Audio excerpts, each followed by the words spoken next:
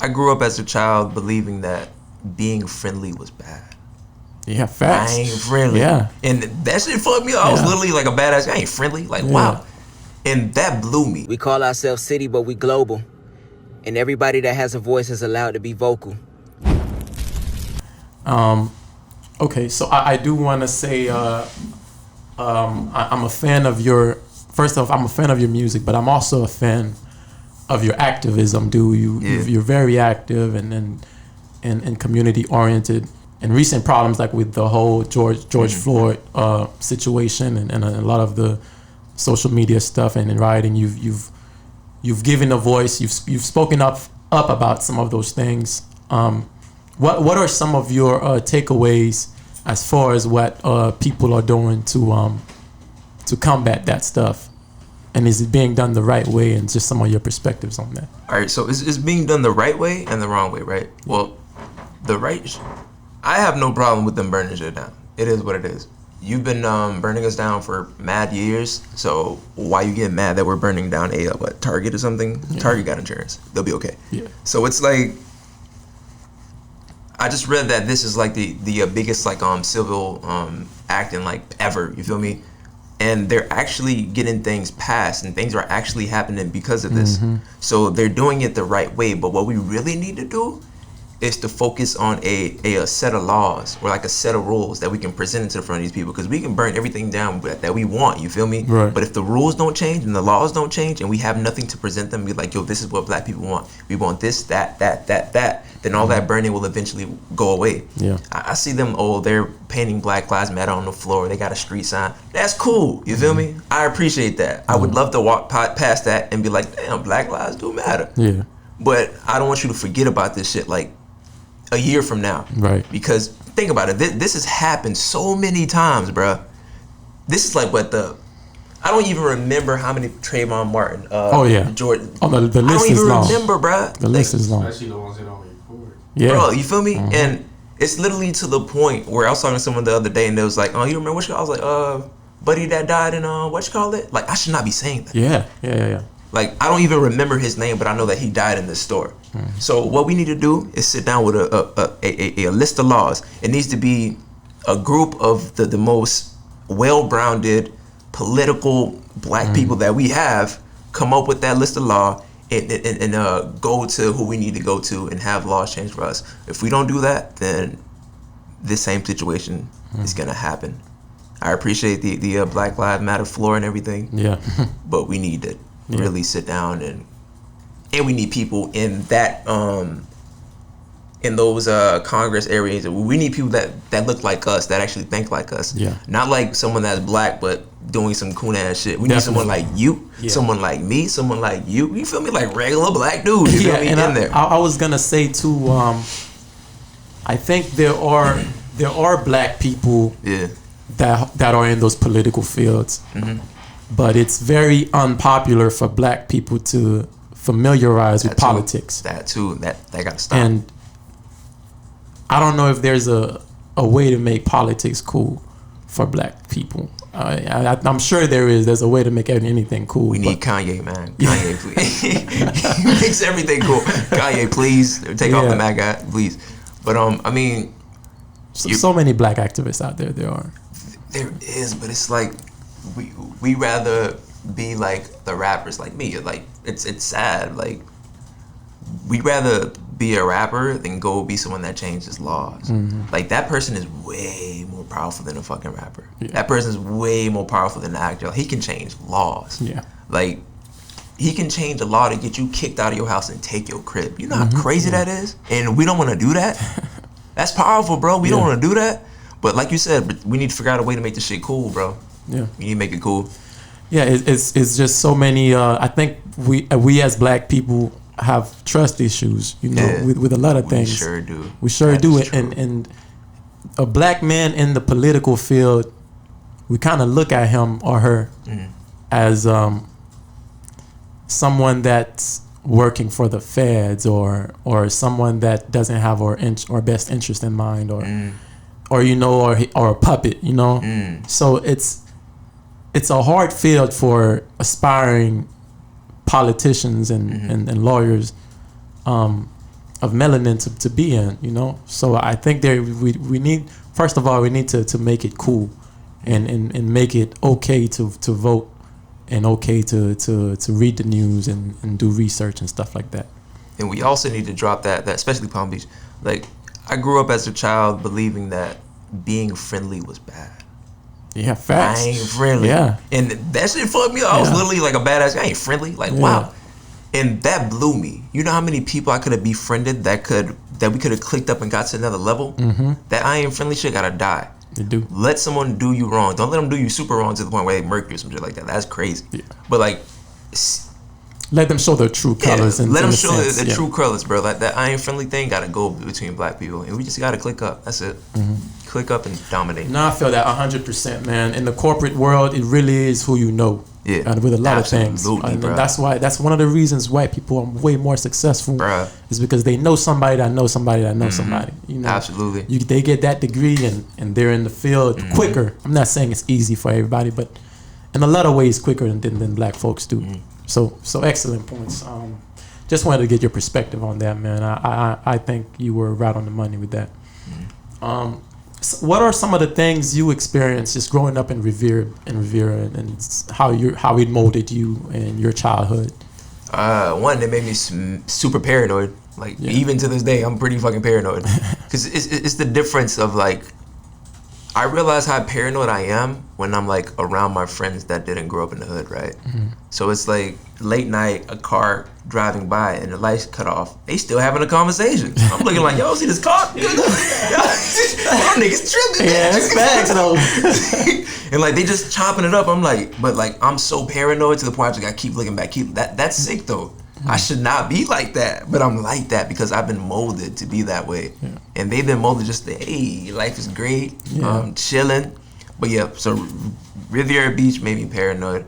Riviera Beach made me a hustler. I ain't gonna lie, because I stayed in Stony Brooks, like. Oh, yeah. Okay, then.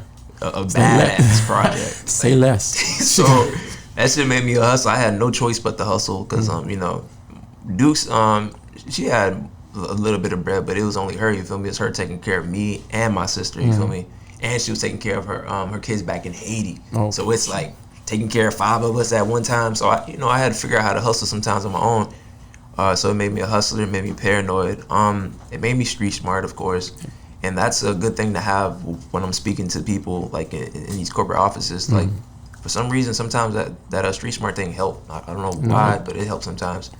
And it just molded me to be a man, bro. Like I grew up to be a man like mad early, like which is why I just get my business done. I do what I gotta do, and it's all about helping my friends and my family. Like that's all I'm here for, friends and family, and my people. So if I can get to the point where I'm able to give people money for the rest of their lives off of some business that I start, I'm gonna do that, which is what I'm doing right now. Yeah, let's touch on that. Do you want to speak on that, or is that like something you want to continue to develop before you get it out there? As far as your business that you into right now, I can touch on a little bit. So it's pretty much like a advertising company. We're pretty much just advertising businesses, and I'm giving like friends and family that I grew up with shares. So they get shares of the company, and they'll be getting paid every quarter. Once the company starts being, super profitable. So it's just small shit. I don't really want to touch on it too crazy, because I just talked to the investor like literally before I got here. And he's pretty excited, and we're just gonna move forward with it and see what happens in the next 2 months. I'm excited for you, man. That's something else that needs to be cool, is investing and understanding financial language and in business. So very excited for you. On that endeavor.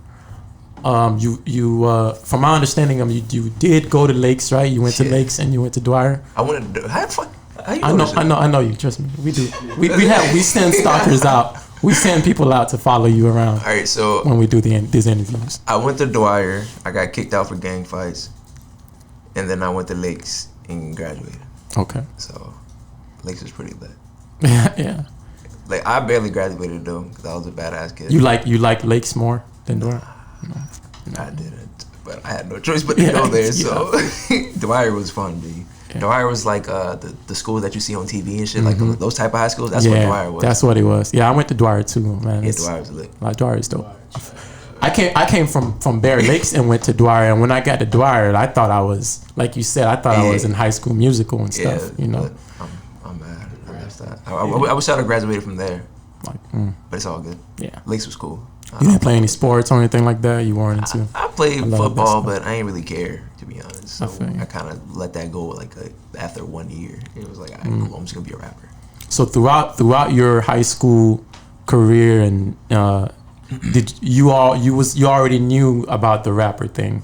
You already knew what you wanted to do. Yeah, it was being a rapper. I just didn't know what the hell I needed to do, but I was like passing around like little CDs and shit to people. You feel me?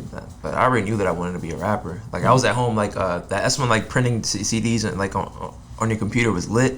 So I was at home just printing like a bunch of CDs for like the overnight, and then just go hand it out for free on campus. Of course, the recording was trash, but I just wanted to hustle. Hell yeah. Yeah. That's crazy. I noticed something with people that know what they want to do, like especially back in the day. A lot of the people that I know that knew what they wanted to do, they just knew they wanted to go to school for, fashion, business, whatever it was. A lot of those people later on in their lives lost that passion for it and just didn't know what they want, or just genuinely just don't want to do that anymore. So for you to have always known what you wanted to do, and you pursuing it till this day, that's a big blessing. But to be honest, sometimes it's all right. So I want to be in fashion, right? Say I'm someone that want to be in fashion. I'm trying. I'm spending my money. I'm losing when I'm doing all this, and there's always someone that's behind me saying, "I don't think you should do that. I don't think you should do that." Those people are dream killers, bro. You do not listen to them people, because if you listen to them people, bro, whatever you want to do in life, you're gonna forget about that shit. That's why I've never listened to anyone that said that I should have did something else. Because they're not in my life. You're not in my head. You don't know what the fuck I want. Yeah.